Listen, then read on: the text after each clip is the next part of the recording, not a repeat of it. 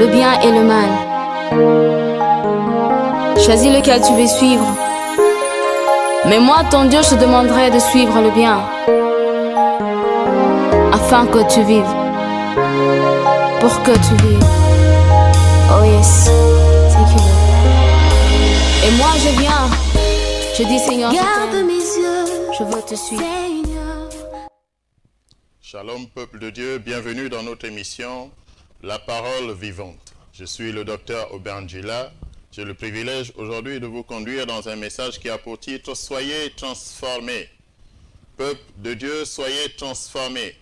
Mon frère, ma soeur, toi qui me suis à travers les ondes, à travers YouTube, à travers cette chaîne de télévision qui me donne l'hospitalité aujourd'hui, la voix du sacrificateur, sois transformé.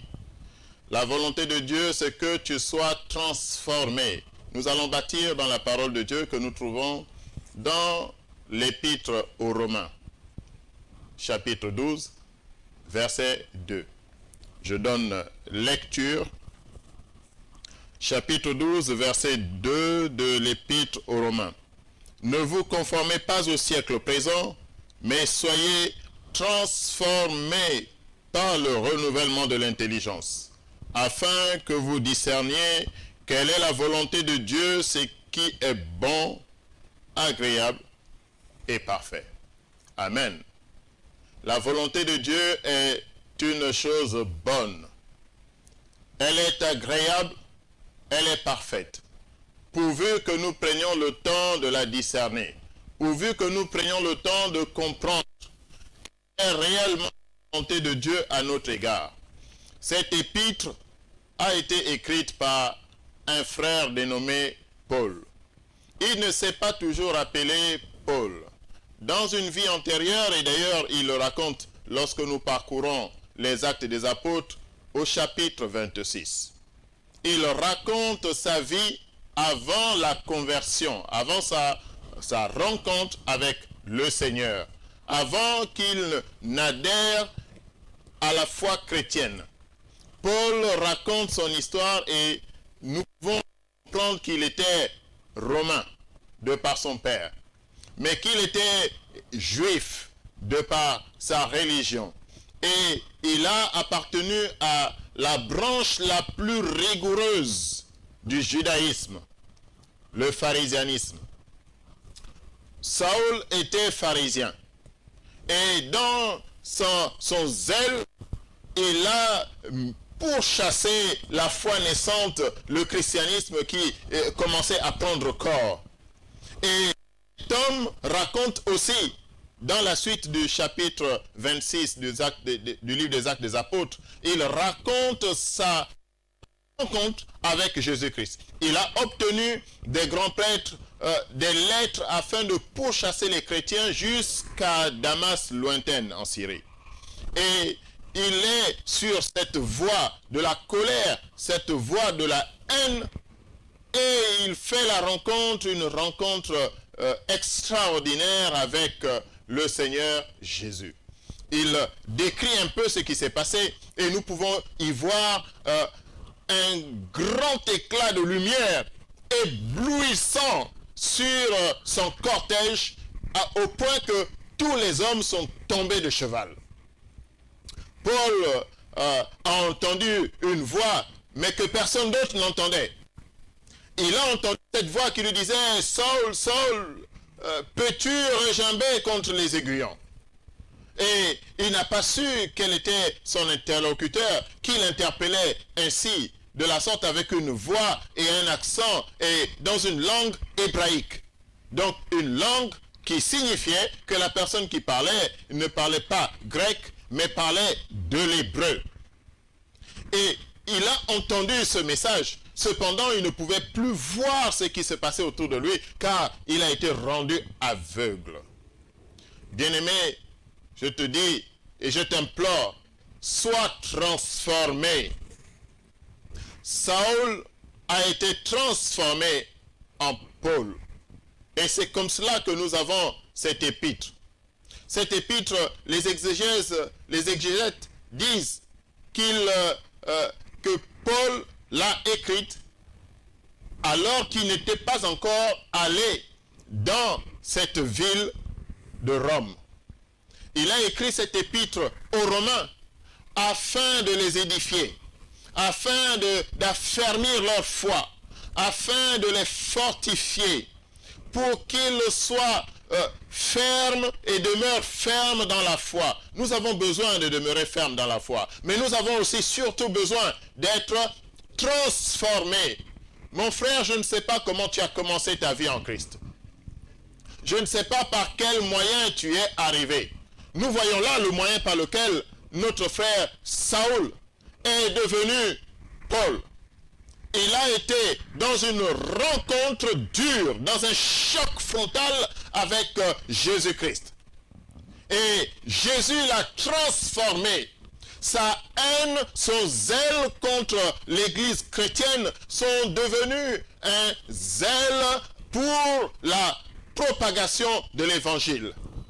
Dans ce livre épître aux Romains, rédigé autour de l'année 58-9 après notre ère chrétienne, nous voyons que l'auteur se présente lui-même d'abord. Lorsque nous lisons le chapitre 1er, nous nous rendons compte que l'auteur a une façon singulière de se présenter.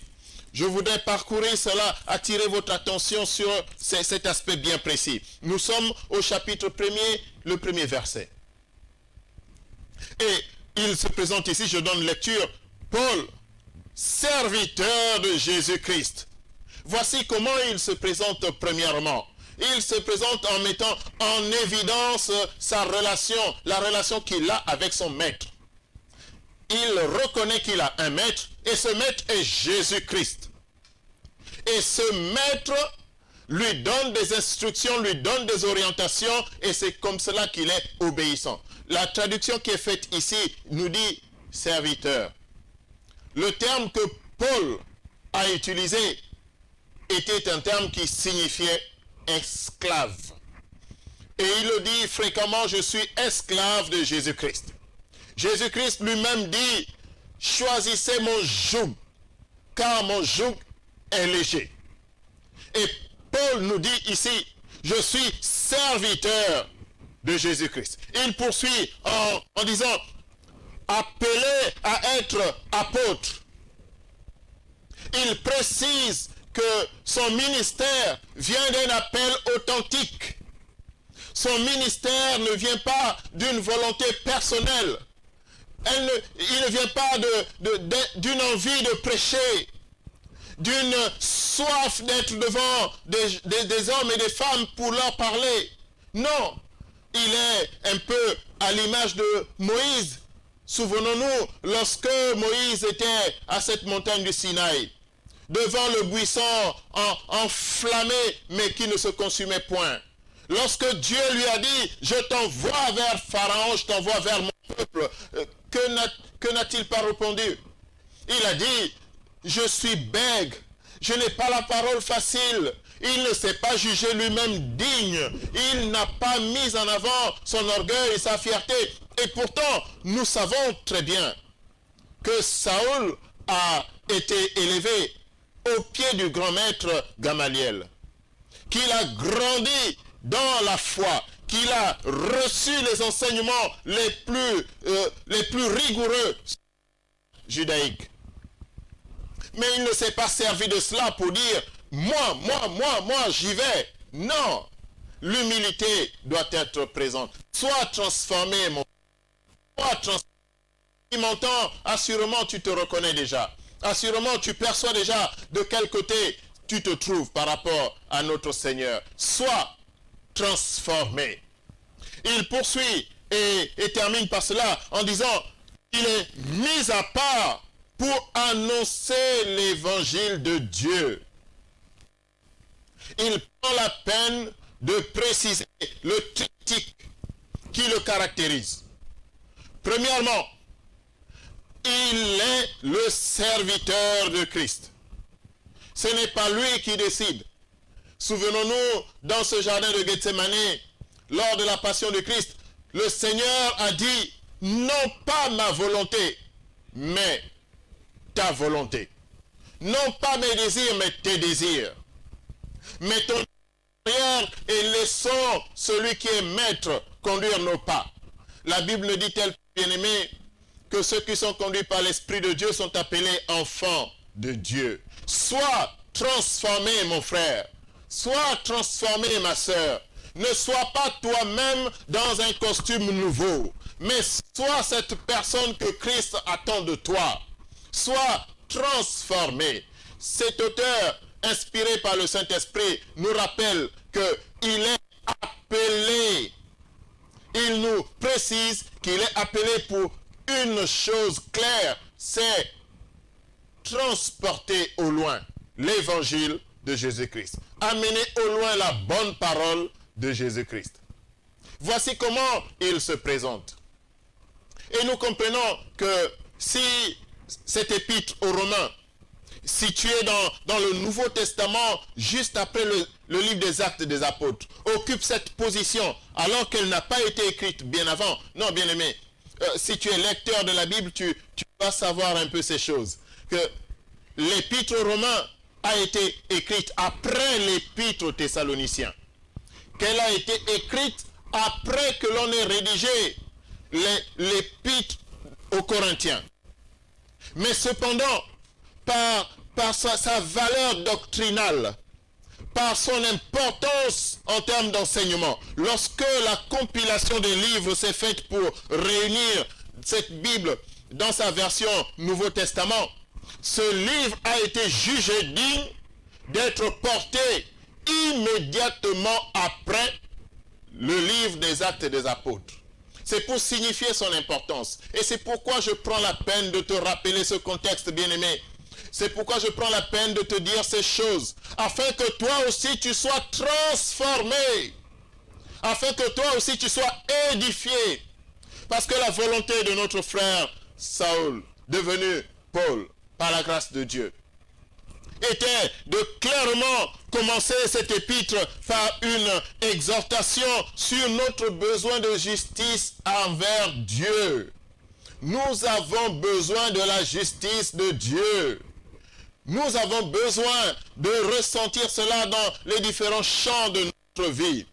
Que ce soit dans ta relation directe avec Dieu, dans ta vie de piété, dans ton besoin de prier, dans ton besoin de te rapprocher de Dieu, de te conformer à sa volonté. Que ce soit cela, que ce soit dans ta vie de famille, ta relation avec les amis, ton lien social, que ce soit avec ton épouse dans ton foyer, dans ta famille nucléaire, tu as besoin de ressentir ce lien que le frère Paul ravive ici et que l'on dénomme la justice de Dieu. Tu as besoin de la justice de Dieu.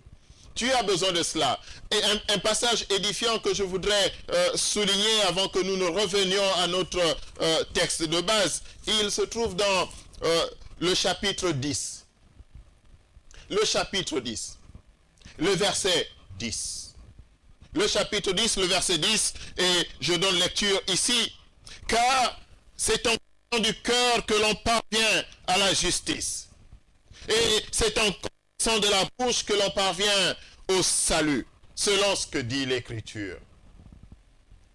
C'est en croyant du cœur, bien-aimé.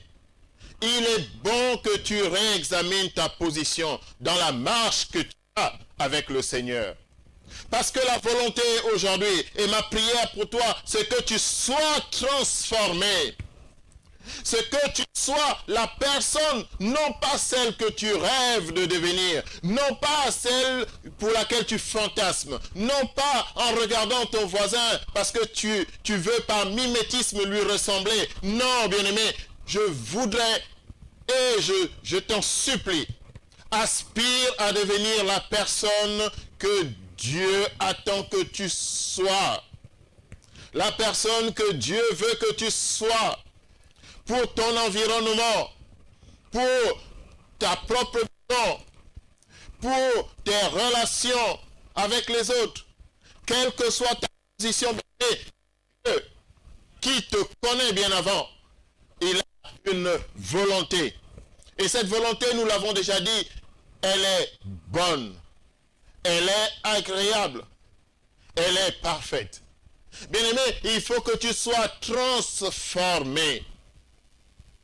Et nous avons notamment ce passage ici, avec insistance au chapitre 12, où notre frère Paul commence par dire, ne vous conformez pas. Ne vous conformez pas. Se conformer, c'est vouloir ressembler. C'est prendre les habitudes d'un environnement. Et il nous invite à être plutôt transformés.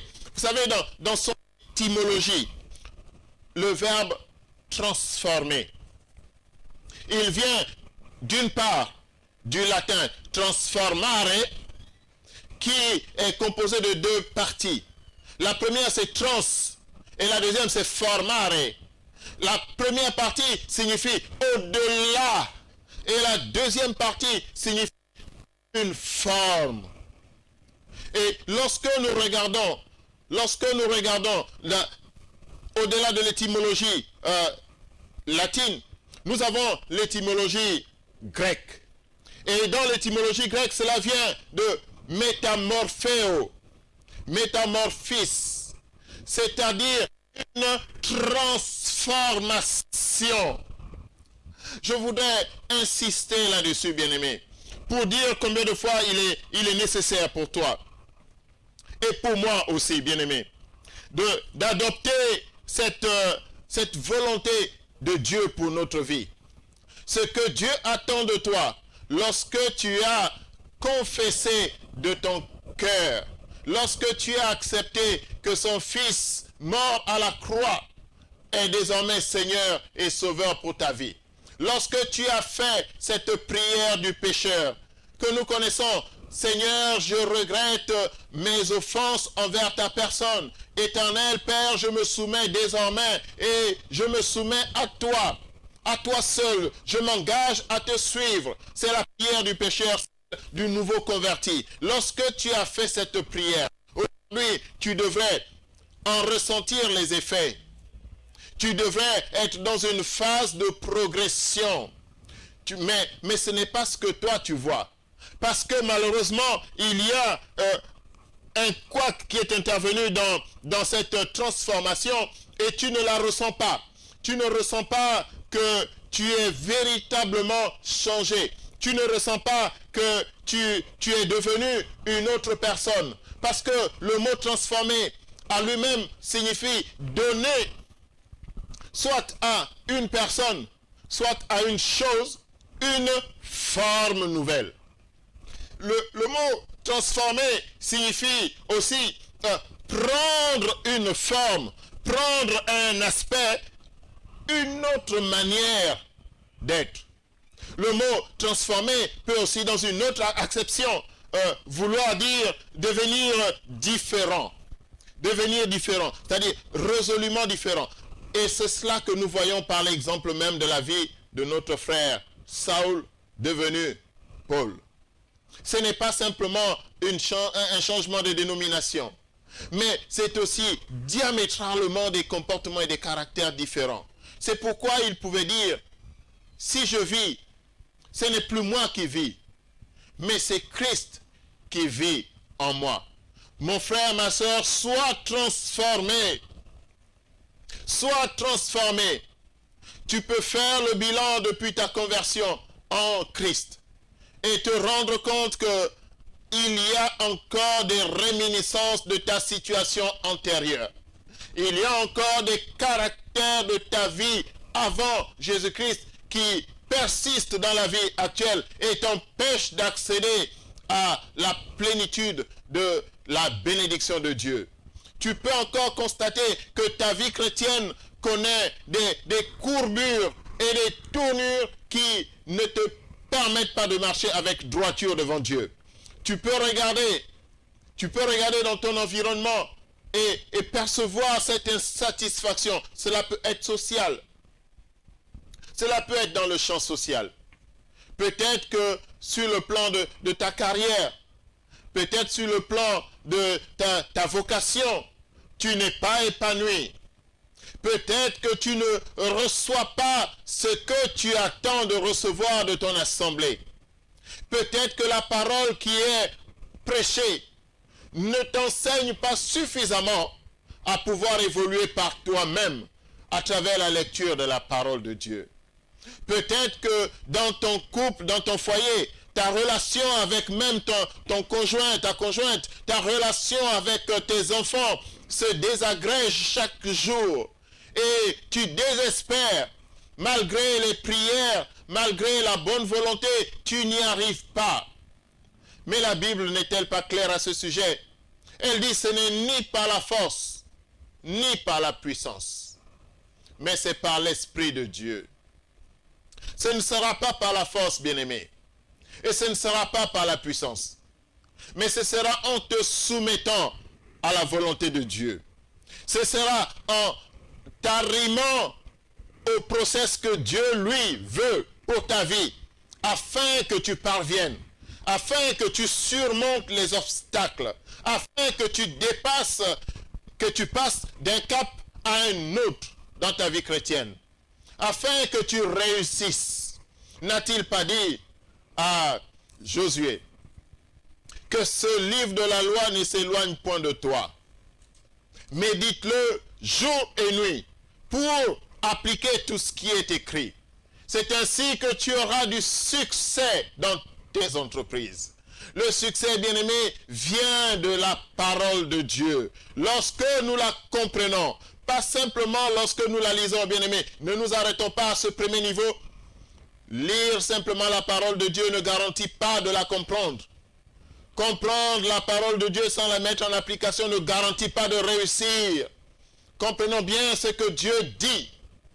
Dieu ne s'est pas limité à dire lis. Il ne s'est pas limité à dire médite. Il ne s'est pas limité à dire comprends. Il a aussi dit applique. Ne choisis pas ce que tu appliques, mais sois au contraire transformé. Sois au contraire revêtu d'une autre forme. Renonce à toi-même, comme dit Jésus.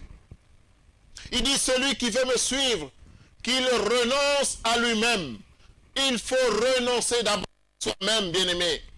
Il faut que tu renonces d'abord à ce qui a fait ce que tu étais avant de connaître Christ.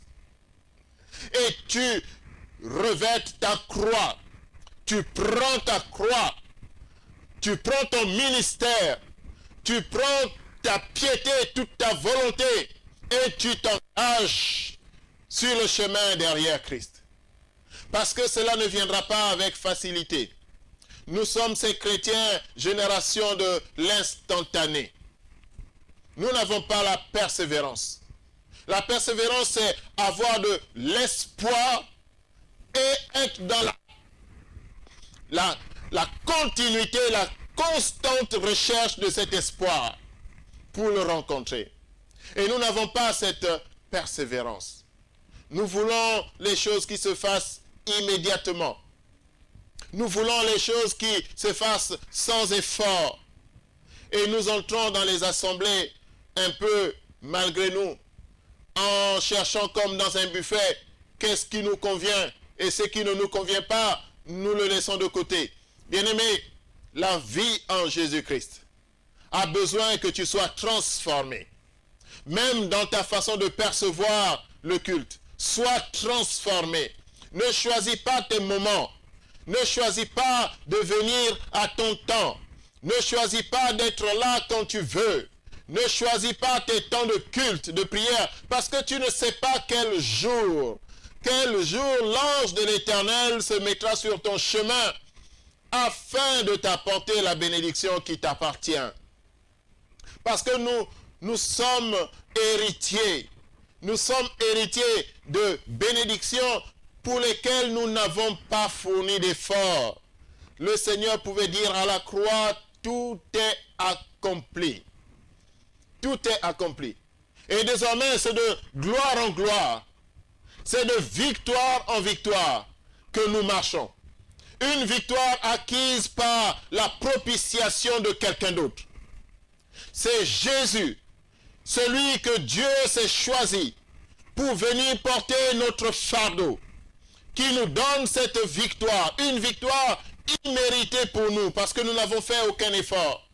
Et tout à l'heure, je pouvais vous dire, dans Romains 10, le verset 10, nous n'avons qu'à accepter dans notre cœur et à confesser dans notre bouche pour hériter de ce que la vie de Jésus, sacrifié pour nous à la croix, nous donne.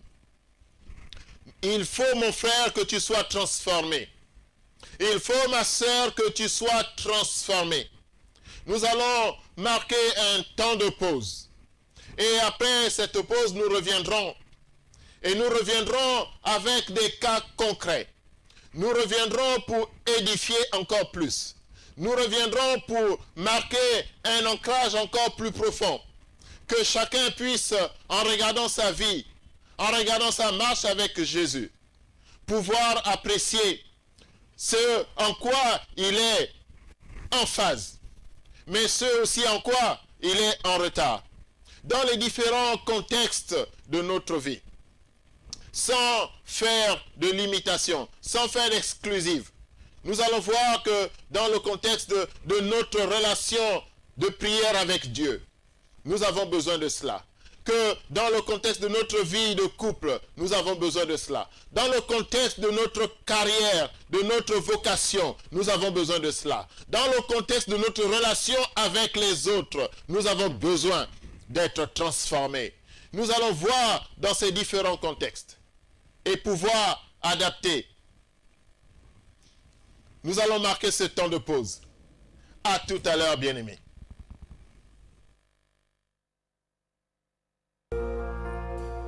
Alléluia. De gloire en gloire, de gloire en gloire, tu m'emmènes, tu m'emmènes, dans les profondeurs de ta sainteté. Sainteté, tu m'emmènes, tu m'emmènes, tu m'emmènes de gloire en gloire, de gloire en gloire, tu m'emmènes, tu m'emmènes, tu m'emmènes, dans les profondeurs de ta sainteté, tu m'emmènes, tu m'emmènes, tu m'emmènes, tu m'emmènes, de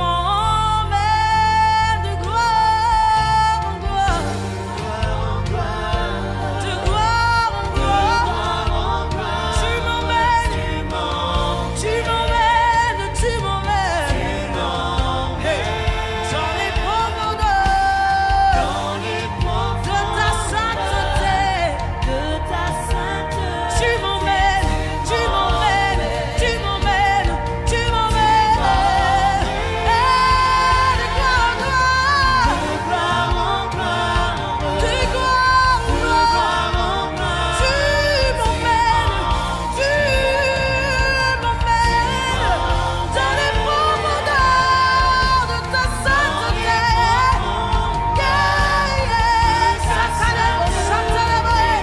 Music, come on, worship,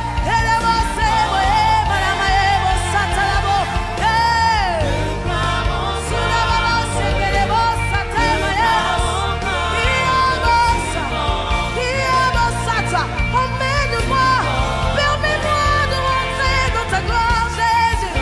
Je veux voir tel que tu vois, entendre tel que tu entends, Jésus. Joue avec moi, alléluia. Parle maintenant de là où tu es, proclame. Il t'emmène de gloire en gloire. Il t'emmène dans les profondeurs, dans les choses que les yeux n'ont pas vues, que les oreilles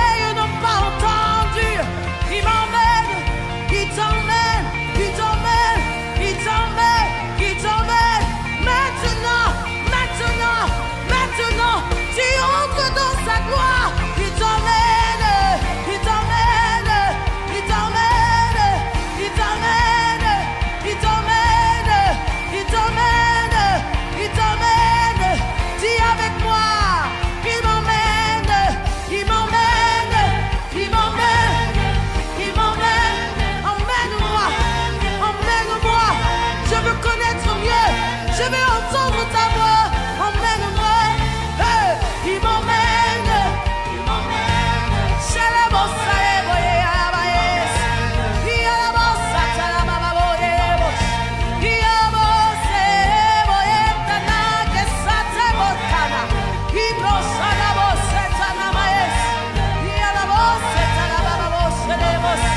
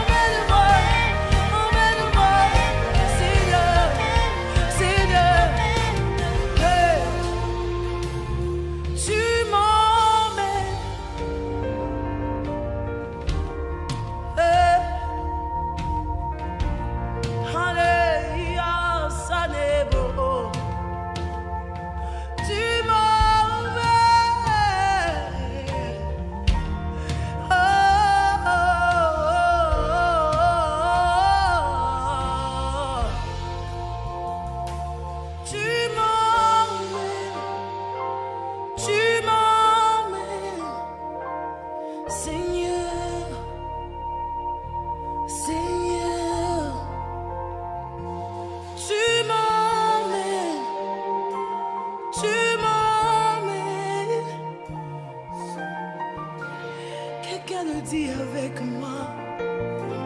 Tu m'emmènes.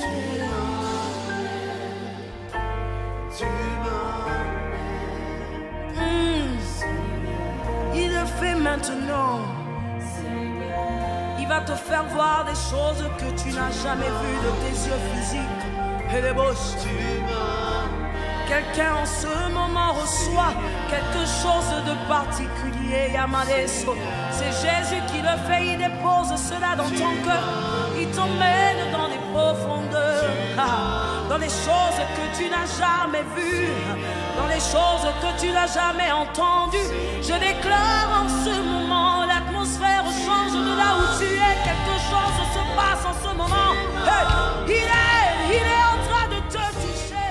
Shalom, peuple de Dieu, nous sommes de retour dans cette émission, La Parole Vivante, avec notre thème, soyez transformés. Soyez transformés. Telle est la volonté de Dieu pour notre vie en tant que chrétiens. C'est que nous ne soyons pas la même personne à tous les stades de notre évolution. Puisque nous parlons de vie chrétienne, nous voyons donc qu'il y a la naissance, qui est la nouveauté de vie, et lorsque, après, il doit avoir la croissance, nous devons observer le passage de stade à stade, de différentes étapes, une évolution. Cela, c'est très important d'avoir une évolution dans sa vie chrétienne. Et nous avons notre passage de base que nous retrouvons dans l'épître aux Romains, le chapitre 12, le verset 2.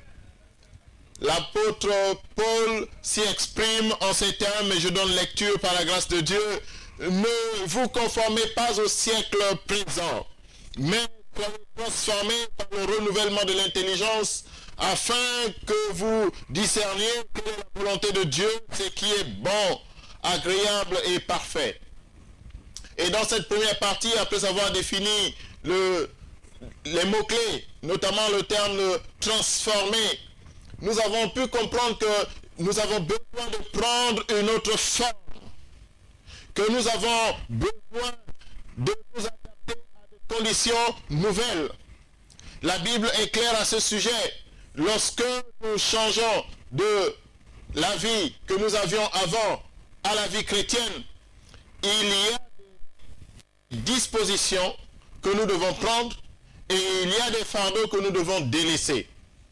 Et au nombre des fardeaux que nous devons délaisser, il y a ce que la Bible appelle elle-même le vieil homme. Nous devons nous départir de notre ancienne nature. Nous devons délaisser ce vieil homme. Parce que il est un héritage du premier Adam. Notre vieil homme, c'est un héritage de la nature pécheresse d'Adam. Parce que nous sommes tous descendants d'Adam. Et nous savons en Genèse 3 que Adam a failli. il n'a pas pu tenir. La dispensation de l'innocence dans laquelle il était n'a pas été suffisante pour qu'il se soumette totalement à Dieu. Et donc, par sa désobéissance, il a fait entrer l'humanité entière et lui-même, son couple, son épouse Ève, dans une autre dispensation, celle de la conscience. Et même si nous sommes de la dispensation de l'Église, celle du règne, de la grâce, bien aimés, nous sommes toujours marqués dans notre dimension charnelle par l'acte de désobéissance qu'Adam avait posé. Et cependant, un deuxième Adam est arrivé il y a maintenant un peu plus de 2000 années.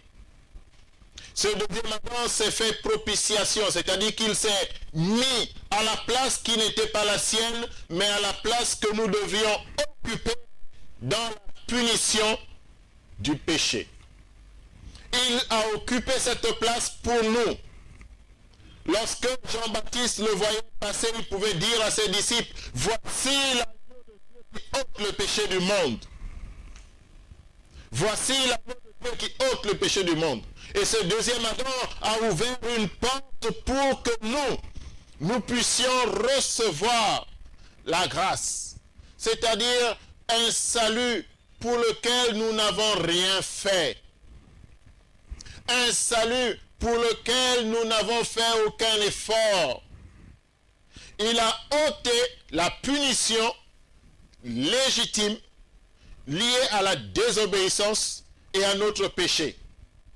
Et il nous donne gratuitement la vie éternelle, à condition que nous l'acceptions, à condition que nous la recevions. Et c'est pour cela, bien-aimés, que je peux insister aujourd'hui en disant, sois transformé. Sois transformé. Ne laisse pas plus longtemps la nature adamique agir en toi. Ne laisse pas plus longtemps la nature de vieil homme continuer à parler dans ta vie et en te donnant l'impression que tu n'as rien à te reprocher. C'est une ruse de l'ennemi que de nous laisser croire que nous n'avons rien fait de mauvais. Que dans notre vie sociétale, nous ne sommes pas si mauvais que cela. Dans nos relations avec nos frères, nous ne sommes pas si désagréables que cela. Il ne s'agit pas d'être agréable ou pas, bien-aimé. Il s'agit d'être obéissant ou pas à la volonté de Dieu. Alors on peut être un jeune homme bien éduqué. On peut être un homme, une femme aux manières convenables. Mais si l'on n'a pas Christ dans sa vie, bien-aimé, ce que nous sommes, nous, c'est du bois pour le feu de Satan. Lorsque nous n'avons pas Christ dans notre vie, quelles que soient les qualités que l'homme, la société, le monde peut nous trouver, bien-aimés, nous sommes du bois pour le feu de Satan. Et c'est pour cela que notre frère Paul pouvait dire ici, ne vous conformez pas, mais soyez transformés. Aujourd'hui, je ne viens pas pour dire de quelle manière nous sommes transformés. Je viens pour dire qu'il y a nécessité d'être transformés. Dans un prochain enseignement, nous pourrions voir les différentes manières, les différentes méthodes pour accéder à cette transformation. Pour l'instant, bien-aimé, je veux attirer ton attention sur une simple prise de conscience. Tu ne peux pas changer si tu ne réalises pas que tu as besoin de changer. Et c'est pourquoi cette épître est une épître importante. Son importance doctrinale l'a fait placer juste après les Actes des Apôtres. Parce que sur le plan de l'enseignement de la doctrine, c'est une épître très cruciale. Et elle commence par nous dire qu'il y a la justice de Dieu. Du chapitre 1er jusqu'au chapitre 11, cette épître nous enseigne la justice. Elle nous rappelle la prévalence de la justice de Dieu. Et c'est à partir de ce chapitre 12 jusqu'au chapitre 15 qu'elle nous enseigne les comportements en liaison avec la justice de Dieu. Et parmi ces premiers comportements, il y a le fait de ne point se conformer. Il y a le fait de ne point accepter comme valable ce que le monde veut nous transmettre. Regardez bien, dans notre vie quotidienne, nous rencontrons ces situations. L'enfant est tombé malade. Vous avez passé une très mauvaise nuit. À partir de 22 heures, l'enfant a fait de la température. Lorsque nous sommes arrivés au-delà de minuit, il ne tenait plus en place. Nous avons utilisé la serviette mouillée. Cela n'a rien fait. Nous avons essayé de faire toutes sortes d'administration de produits pharmaceutiques. Cela n'a pas apporté les résultats escomptés. Lorsque le petit matin nous trouve dans cette situation de détresse, vous allez voir apparaître les raisonnements selon le monde. Mais si cet enfant a mal dormi, il a certainement été perturbé par un esprit de sorcellerie. Il a certainement été hanté et tenté par des vieillards au village, tapis dans l'ombre, par des gens qui ne vous aiment pas. Vous voyez, cela sort tout de suite. Pourquoi? Parce que le monde est encore en nous. Même lorsque nous voulons résister, nous avons toujours cela. Et désormais, on va très facilement vous conseiller de suivre quand même la voie de la coutume, de suivre quand même la voie de la tradition, de faire un petit cordon à votre enfant, un petit cordon avec des cauris, avec des feuilles du village, parce qu'on ne sait jamais. Lorsque vous êtes une jeune fille et que vous entrez dans une relation avec un homme, alors très facilement on va commencer à vous conseiller d'avoir à passer à l'acte sexuel avant même que l'homme ne vous dévoile ses prétentions réelles à votre égard. Qu'est-ce que cet homme veut de vous? Qu'est-ce qu'il veut faire avec vous? Quels sont ses projets? Non, ce ne sont pas ces questionnements-là que vos amis, vos frères, vos sœurs, vos connaissances vont vous prodiguer. Non, non, non, non, non, ce n'est pas cela. Ils vont au contraire vous dire, il faut passer à l'acte pour le retenir. C'est cela le raisonnement selon le monde. C'est cela la pensée du monde. La pensée du monde va toujours vous conduire dans une voie qui n'est pas celle que Dieu attend que vous empruntiez. Et c'est cela que vous allez forcément remarquer. C'est pourquoi aujourd'hui je viens dire, soyez transformés, c'est-à-dire opérer ce que les chercheurs, les scientifiques peuvent dire, une rupture épistémologique, c'est-à-dire une rupture dans votre façon de voir les choses. Il faut marquer un arrêt et changer radicalement la façon d'examiner et d'analyser les choses. Il faut changer radicalement. Ce n'est qu'ainsi que l'on peut être transformé. Voir les choses d'une façon totalement différente du monde. Parce que si ce que vous faites, vous, en tant que chrétien, ressemble à s'y méprendre à ce que quelqu'un, païen, du monde, fait, alors vous n'êtes en rien différent. Vous êtes la même personne. Et notre frère Paul commence par dire ici, ne vous conformez pas.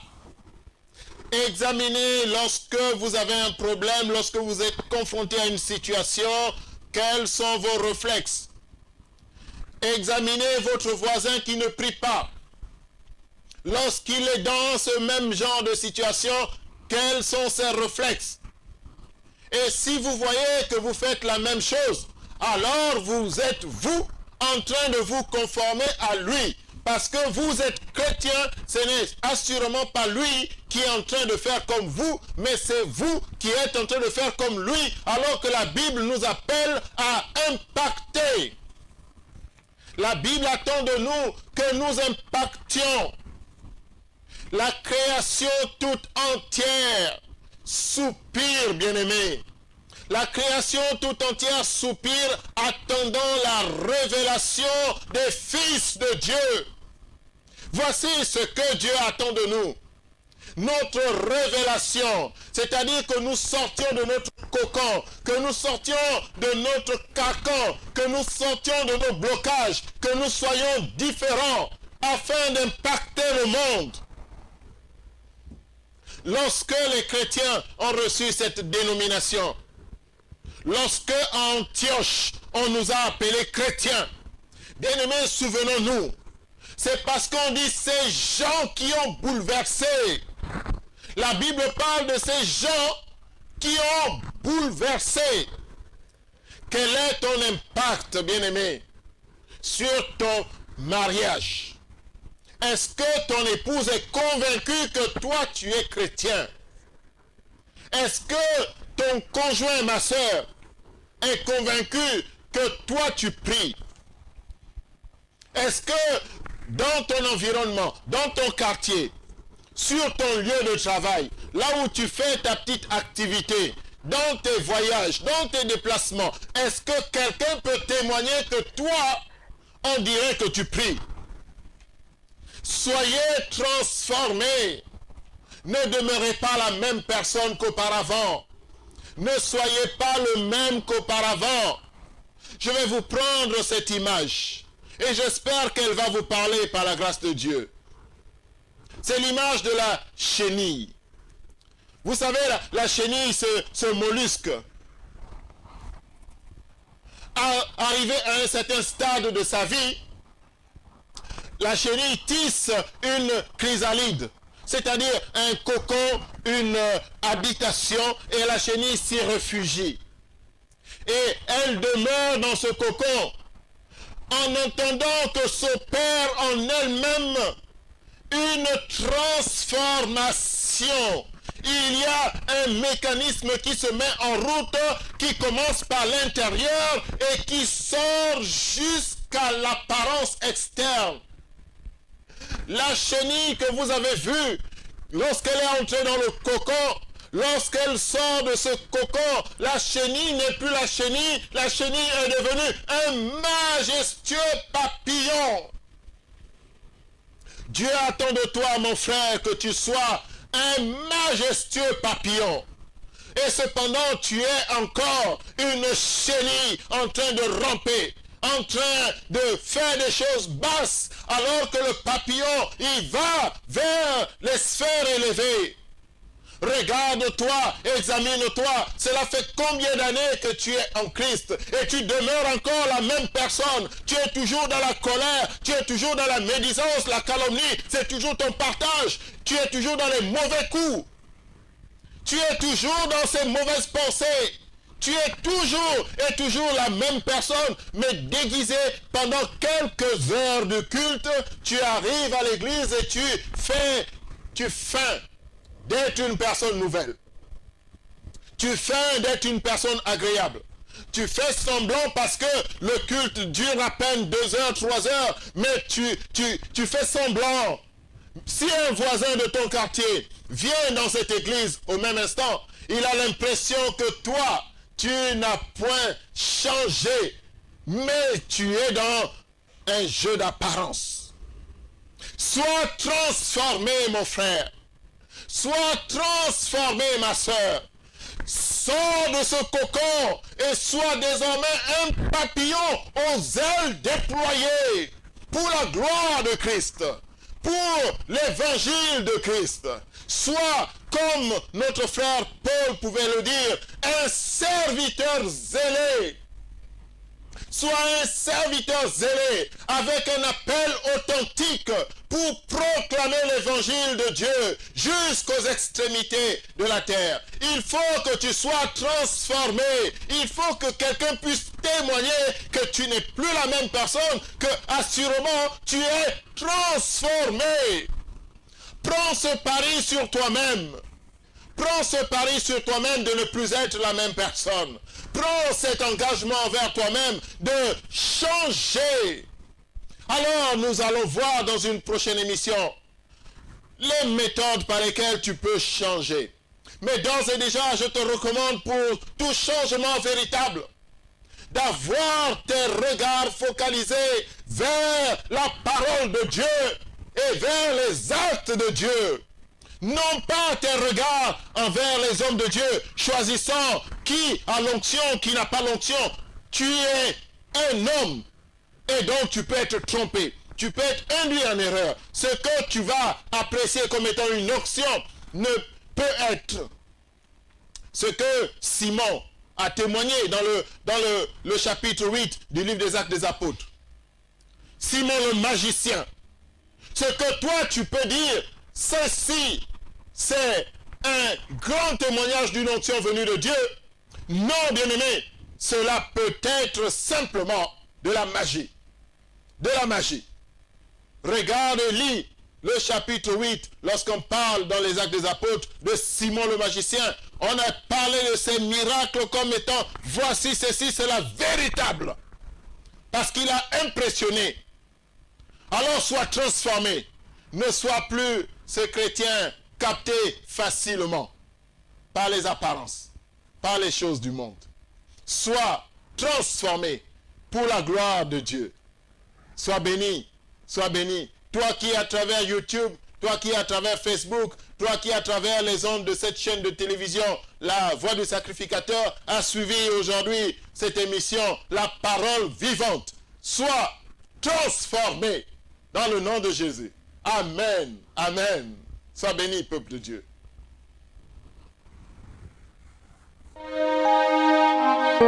Dieu dit dans sa parole, je mets devant toi deux chemins, le bien et le mal.